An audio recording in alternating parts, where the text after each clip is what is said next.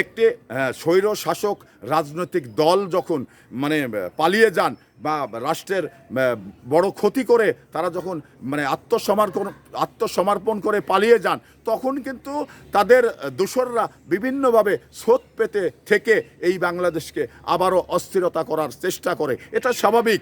তো সেই ভাবেই কিন্তু আওয়ামী লীগ করে যাচ্ছেন। তো এবার আওয়ামী লীগ আগামী যে তারা ঘোষণা করছেন যে আগামী স্থানীয় সরকার নির্বাচনগুলোতে এবং আইনজীবী প্যানেলের যে নির্বাচনগুলো তারা কিন্তু সবগুলো পার্টিসিপেট করবে। তো এখানে এই বাংলাদেশের মানুষ তাদের নির্বাচন করতে দিবে কিনা, নির্বাচনের সুযোগ তাদের ক্ষেত্রে আছে কিনা, এটা বোঝার বিষয়। তো আমি যেটা মনে করি, এই আওয়ামী লীগ মানে স্থানীয় সরকার কেন, অন্তত এই জাতীয় নির্বাচন হলো তারা মানে যেটা বিএনপির মানুষ মনে করতেন এবং যারা এদেশের গণতন্ত্রে বিশ্বাস করে এই মানুষগুলো মনে করতেন যে আওয়ামী লীগ বিএনপিকে ভোট দেবে। কারণ আওয়ামী লীগ বারবার একটি স্লোগান দিচ্ছিল যে আমরা মুক্তিযোদ্ধার পক্ষের রাজনৈতিক দলকেই ক্ষমতায় আনবো। কিন্তু আমরা কি দেখলাম, এসে বিপরীত দেখলাম। তারা যুদ্ধ অপরাধীকে ক্ষমতায় আনার জন্য তারা কিন্তু ভোটগুলো দিয়েছেন। তো এবার আসলে একটি জিনিস দেখুন,